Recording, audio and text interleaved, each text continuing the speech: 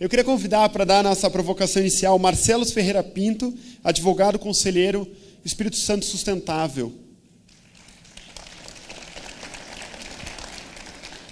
E o Ivo, doutor Ivo Bucareschi, secretário executivo da Câmara da Regulação do Mercado de Medicamentos. Então sejam bem-vindos para fazer a provocação de vocês, e aí o diálogo já inicia-se. Já temos, inclusive, pessoas aqui.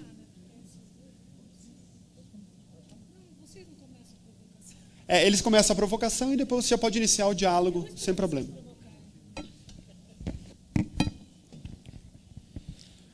Boa tarde a todas, boa tarde a todos. Quero parabenizar a Frente Nacional dos Prefeitos pelo brilhantismo do evento, cumprimentar o prefeito João Cosa, ex-prefeito João Cosa e atual presidente da Frente, pela iniciativa.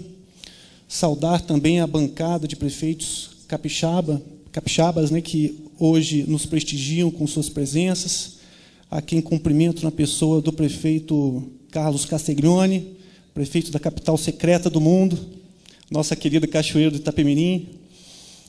Bem, eu sou advogado, militante, atuo na Justiça Eleitoral e costumo dizer em minhas aulas, que também leciono essa matéria, que só existem duas certezas na vida de um ordenador de despesas, especialmente prefeitos. A primeira delas é a morte, e essa é comum a todos nós.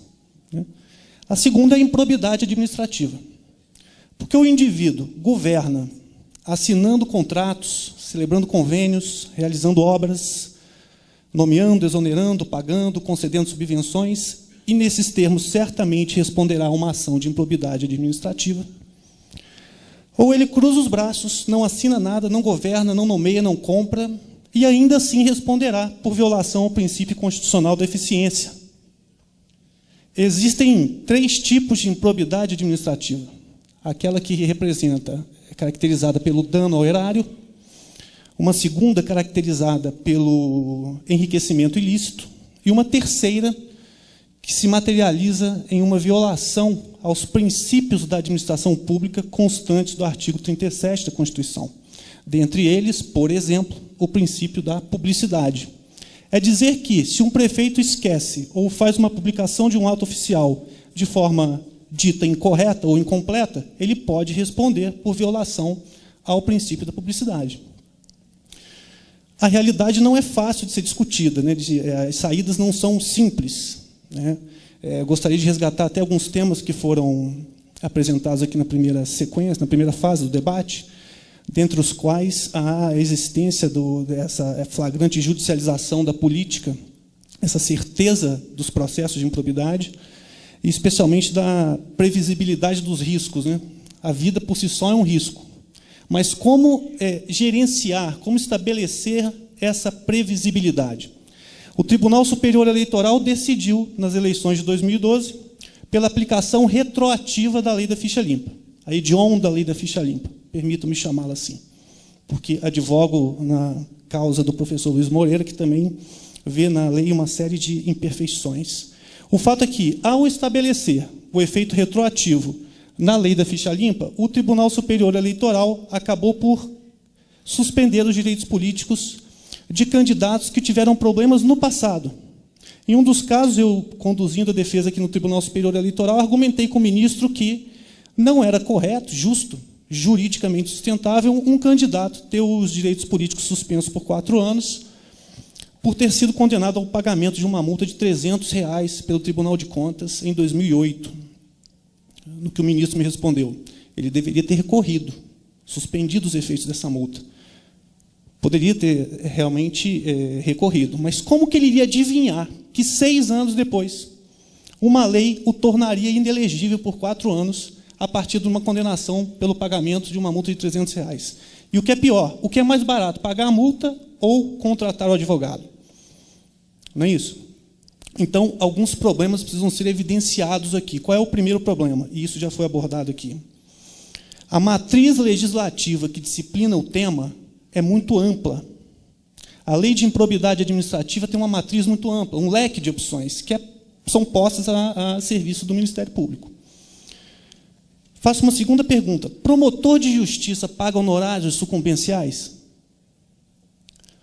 Nós conduzimos na defesa de 10 ações civis públicas por atos de improbidade no Espírito Santo, ajuizadas no mesmo dia e a partir de um único procedimento de tomada de contas feito pelo Tribunal de Contas do Estado. O promotor de justiça ajuizou 10 ações civis públicas de improbidade numa única ocasião, num único dia. Números sequenciados. Por que ele fez isso? Primeiro, por conta da matriz legislativa muito ampla. Segundo, porque ele não paga honorário sucumbencial. Lá na frente, quando nós absolvermos o agente político, e certamente será absolvido, ele não vai sofrer as consequências processuais que um particular sofre nas suas discussões, nos seus litígios, na justiça comum. O segundo ponto é, nessa questão processual, a lei de improbidade, além de ser ampla, ela é discutida no bojo da ação civil pública, que, por sua vez, também tem a possibilidade, tem a previsibilidade de ajuizamento da ação a partir da existência de meros indícios de ato dito de improbidade. Então, basta que o promotor de justiça visualize a existência de meros indícios para que ele ajuize a ação civil pública por ato de improbidade. Pode-se até argumentar, Marcelo, mas o rito da ação civil pública prevê a defesa prévia. O agente público pode oferecer suas informações e o juiz pode liquidar o assunto ali, na primeira canetada. Isso acontece? Obviamente não. Se a ação é ajuizada a partir de meros indícios, qual é o argumento do judiciário? Se são indícios, só há como provar se houve o ato ímprobo durante a instrução do processo. E o processo segue o seu curso normal, durante anos. Aí o prefeito vai aparecer na capa do jornal com a foto colorida, sendo chamado de ficha suja, sendo chamado de agente ímprobo, e lá no final, quando ele for absolvido, vai sair uma notinha de rodapé no caderno de política, dizendo que o problema foi sanado. Pois bem, então, esses pontos que eu gostaria de discutir com vocês, esse processo de judicialização da política, meu tempo já está encerrando, resgatar a necessidade dos prefeitos, como agentes políticos, exercerem um maior protagonismo em suas próprias cidades, no seu Estado. O processo de escolha de um conselheiro do Tribunal de Contas passa pela Assembleia Legislativa. Então, não adianta vir a Brasília buscar recursos e a Assembleia Legislativa discutir temas legislativos de suas cidades e não participar ativamente da escolha desses agentes, porque o problema começa, de fato, no Tribunal de Contas. Embora digam aí no aspecto dogmático que o tribunal não é um órgão jurisdicional, na prática, a suspensão dos direitos políticos e as inelegibilidades começam ali, com os julgamentos do tribunal. Feitas essas considerações iniciais, eu passo a palavra para o meu colega de debates e agradeço a atenção de todos. Muito obrigado.